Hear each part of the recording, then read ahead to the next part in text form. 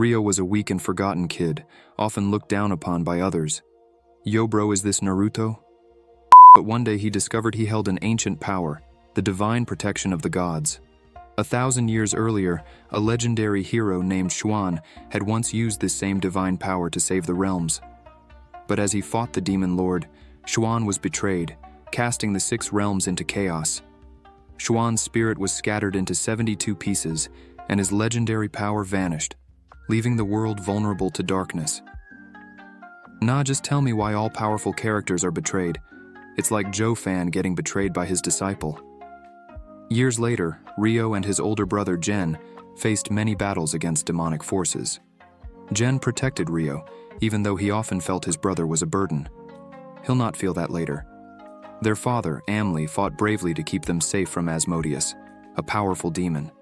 He even sacrificed his life, sending his sons far away to survive. His final wish was for Gen to keep Rio safe and help him unlock his true potential. I feel like Gen will betray Rio just like Rollo betrayed Ragnar. As years passed, Rio trained hard. On his 14th birthday, Gen initiated Rio's final trial as a demon slayer. Their task was to defeat a demon in a misty forest. In the fight, Rio's staff suddenly glowed with divine energy, revealing to everyone that the war god had finally returned. Gen couldn't believe it. His once worthless brother was now the reincarnation of the guardian legend. Haha Boko. Skill issue. Together they embarked on new adventures to stop the rise of the demon lord. Along the way, they met allies and faced fierce enemies, unlocking ancient powers and secrets that tested their courage and unity. With each challenge, Rio grew stronger, learning that his greatest power came not only from the gods, but from the loyalty and love he shared with his brother. I guess betrayal will not happen. Fuck! As the enemy blasted energy his way, fragments hit him hard, but he quickly summoned a rock barrier for protection. He taunted them, boasting about his so-called invincibility. Bro, this guy is so full of himself. Saro then cast lightning into the water, instantly shocking the enemy and allowing Ju-Zoba to attack, finishing him off for good. With the enemy defeated, a fragment appeared, and Ju-Zoba quickly grabbed it before leading everyone out of the cave. Just as they thought they were safe, Chang Yu jumped out from behind a rock, but Rio tackled him before he could attack. As they fought, Gen stepped in, blocking Chang Yu's next strike. Chang Yu revealed eerie ghost-like tentacles and attacked. Nah, what the fuck is this? Tentacle hentai? But Gen fought back fiercely. Exhausted, Gen was barely holding on when Rio tried to restrain Chang Yu, who broke free and locked Gen inside a magical barrier. Desperate, Rio attacked the barrier with all his might, but nothing worked. Chang Yu just laughed at him, calling him nigga. Rio felt niggified, wondering if he'd be a nigga forever. Just then, a golden light glowed from his rod. Gen urged him to touch. As he did, the golden energy surged, transforming the rod into a powerful staff. Bro, what Sun Wukong shit is this? Rio struck the barrier, shattering it. Gen was finally free, and he and Rio fought back. Gen attacked, cutting through Chang Yu's ghostly tentacles, but Chang Yu, barely able to fight back, suddenly admitted his boss was still hunting them and would never stop. At that moment, a bell rang, signaling Chang Yu's defeat. A second fragment emerged, and Ju-Zoba grabbed it, determined to protect it with their life. As they left, they realized Gen was hurt and might not heal without help. Sage can help. I need healing. Nah, she's useless. Feeling responsible, Rio ran outside, unsure of what to do. Saro suggested sealing her sister's spirit in Xing's ring until they could find a healer. Xing agreed, and with a spell, her sister's body transformed into an orb that fused with the ring. Outside, Rio told Gen he felt useless and unworthy of the rod, but Gen encouraged him to believe in himself. Bro, this Gen is such a cutie. Just then, the fragments entered Rio's staff. Saro explained the rod was a container for these fragments, and Ju-Zoba added that Rio must protect it with his life. Xing offered to join their group, saying she had nowhere else to be. Gen welcomed her, jokingly vowing to remain a hopeless virgin simp forever. The next day, they reached a city burning in summer heat. In search of help for Rio, they entered a clothing shop, but the shopkeeper rudely assumed they were out of place. Ju-Zoba yelled at him to pay attention, and after realizing who they were, he revealed that the city had been burning ever since a meteorite crashed into its industrial furnace. This meteorite was now controlled by the demon ruler, Evil Cloud. Eager to cool things down, Saro told Rio to signal with his rod. As he spun it, energy waves stirred the city. Then the rod unexpectedly snapped off its chain. They rushed toward the meteorite, realizing Evil Cloud's fortress was heavily guarded. Jen didn't hesitate. He sliced a hole in the wall, and guards immediately stormed the entrance. Meanwhile, inside Rio's spirit realm, he was facing his inner demons. He felt he was weak and didn't deserve power. Yet, as he stood firm, his rod glowed, the spirit of a powerful warrior appearing and vowing to stay with him. Just then, Rio woke up to find Xing nearby, her necklace securing the rod around his neck. Back at Evil Cloud's fortress, Jen and Juzoba encountered Evil Cloud himself, who admitted that a fragment was within him. As they fought, Evil Cloud unleashed fire attacks. Jen deflected the flames, but Evil Cloud's power overwhelmed him. Jen realized they had little chance, so Saro summoned a smoke cloud, letting them escape while Evil Cloud raged. As the furnace erupted, lava started flowing into the city, forcing everyone to seek shelter. Desperate to save everyone, Xing sneaked into the core's control room, dodging guards. She encountered a secretary who revealed the passcode. Xing then made her way to the core, only to trigger an alarm. A robot appeared, trying to stop her, but Xing managed to slip past. Outside, Evil Cloud prepared to rain down fireballs. Saro and Juzoba managed to block a few, but they knew they were outmatched. As Rio ran back to the shelter with the others, Xing finally reached the core. Evil Cloud's flames intensified, and the city was on the brink of collapse. Xing knew she had to succeed. She was their only hope. Back inside the shelter, as the immortals helped the wounded, Rio realized his brother might be in real trouble. He rallied himself, ready to give everything to save the city and his friends, no matter the cost. The scene was tense. Evil Cloud was losing control, so he prepared a huge fireball to attack Juzoba. But Rio, despite his exhaustion, managed to create a golden barrier to shield her. Weakly, he told Evil Cloud that his anger was controlling him, just like the people he hated. Killing everyone, Rio said, wouldn't bring back the love of his life. But Evil Cloud only grew angrier, transforming into a beast, vowing to destroy all immortals. He punched Rio, sending him flying for daring to speak. Yeah.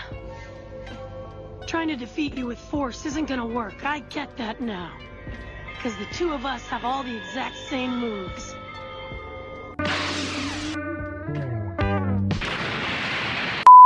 Meanwhile, Xing defeated the Terminator, but as she reached for its core, it froze her web, making her back off.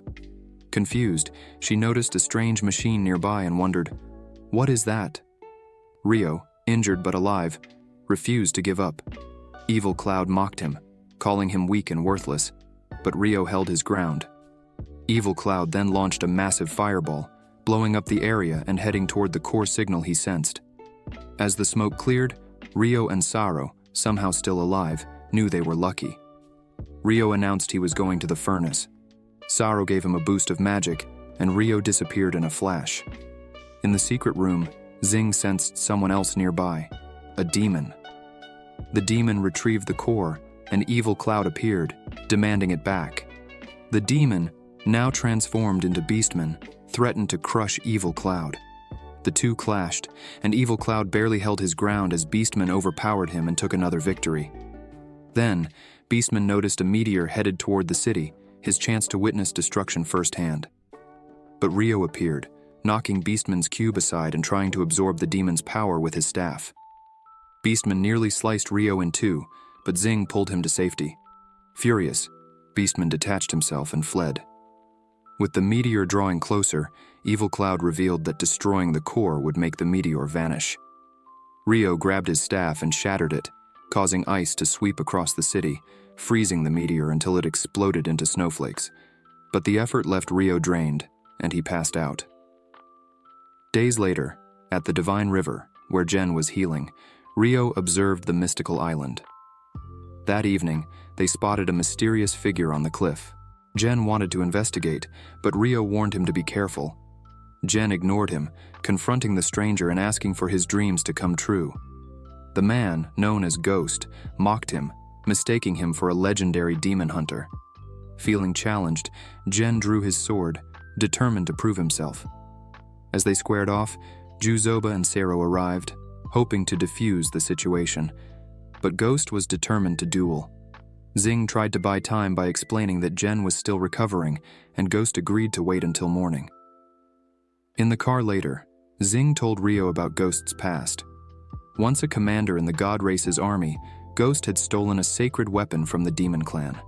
Furious, the Demon King had sent warriors to kill him, but Ghost defeated them all, even slaying the king.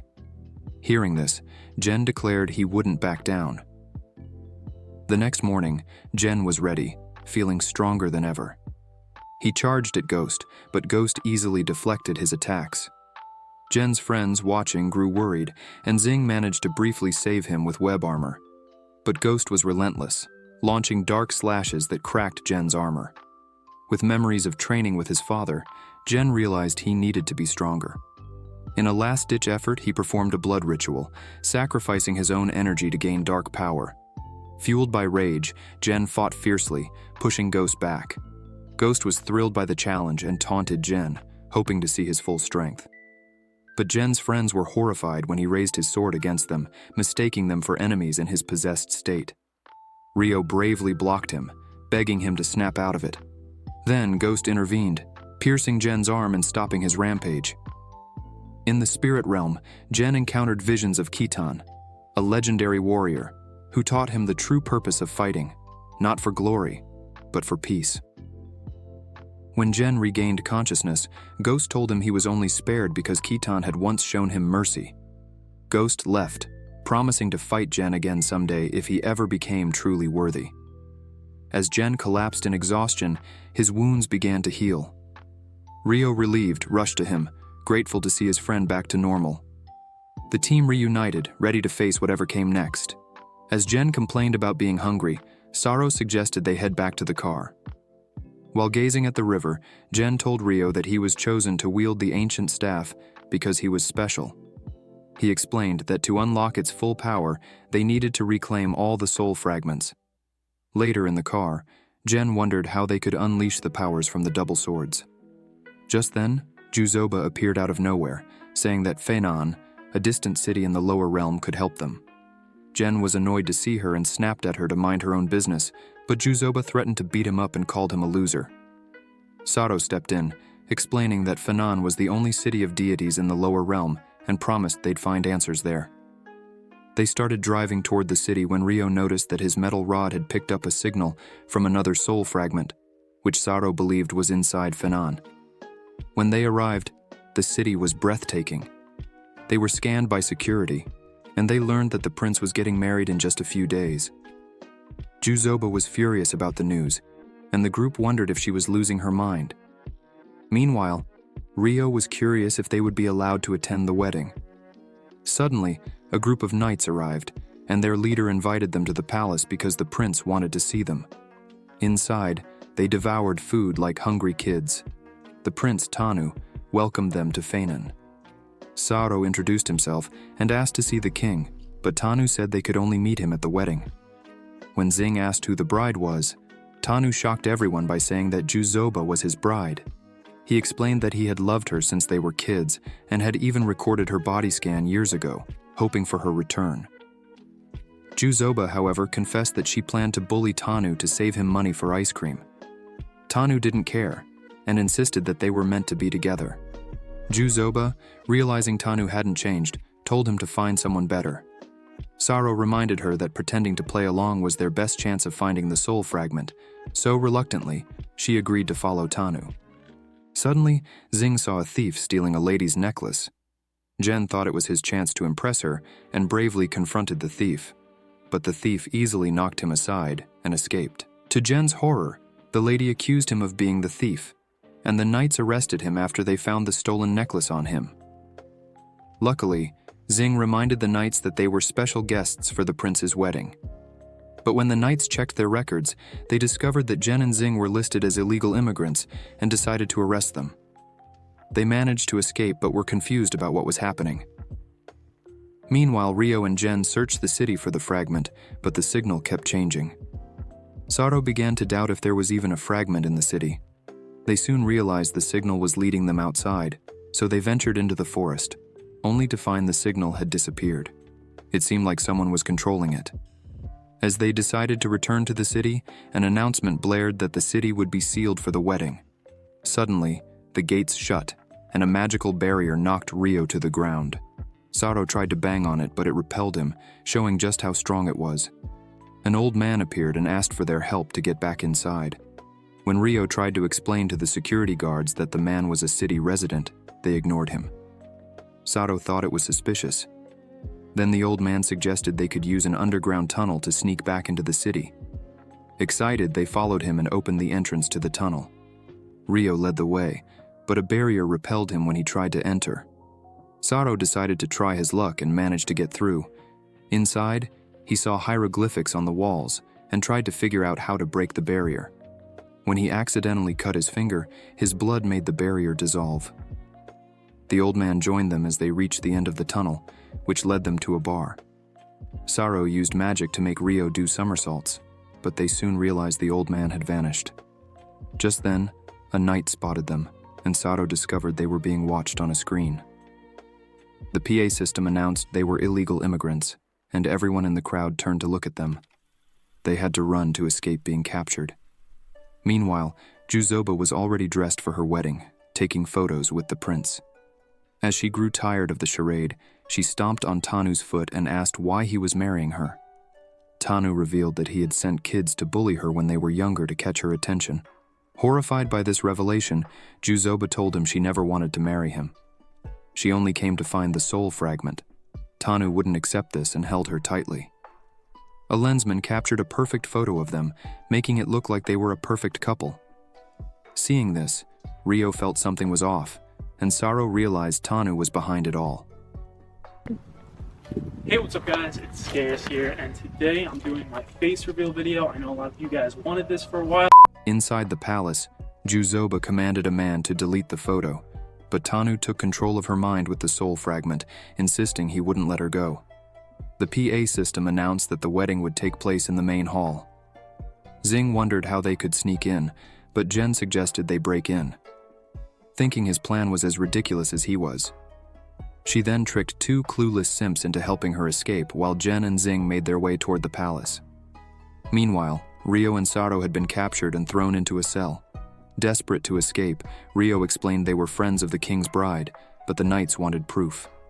They checked their device and realized they had entered the city with Juzoba, confirming their story. One of the knights went to tell the prince, but when he arrived, he wanted to know why they had snuck back in. Rio said they came to save everyone, but Tanu wasn't interested. He revealed the soul fragment and said he would turn Rio into his puppet. Determined to fight back, Rio summoned his staff and charged at Tanu, but Tanu vanished and knocked him aside. As Sarah tried to attack Tanu from behind, he dodged and punched her in the gut.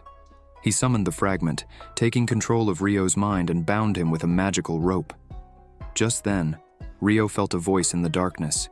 He wondered who it was, and the voice revealed it was his guardian, keeping his true powers hidden. Rio realized he had almost lost the soul fragment and decided to summon the staff to confront the spirit. He swung it and started to descend but managed to catch it again. Unsure if it was an illusion, he shouted for help, claiming Sarah would explode if they didn't hurry. The foolish guard believed him and opened the cell, allowing Rio to knock him out. Taking the chance, Rio tried to leave the dungeon but got lost. He noticed a man locked in a special cell who offered to help him escape. The man introduced himself as Emperor Chongyun, the true ruler of the city. Shocked, Rio asked why he was imprisoned. Chongyun explained that his selfish son had locked him away to rule in his place. When Chongyun saw Rio's staff, he recognized it as the legendary Shenan Iron. He unlocked his cell and freed himself, agreeing to help Rio take back the city. They soon reached the palace, but when Rio attempted to sneak inside, the guards saw him and tried to capture him. Just then, another guard noticed Chongyun and prepared to arrest both of them. In a twist of luck, a smoke cloud surrounded them, and Jen and Xing knocked the guards out cold.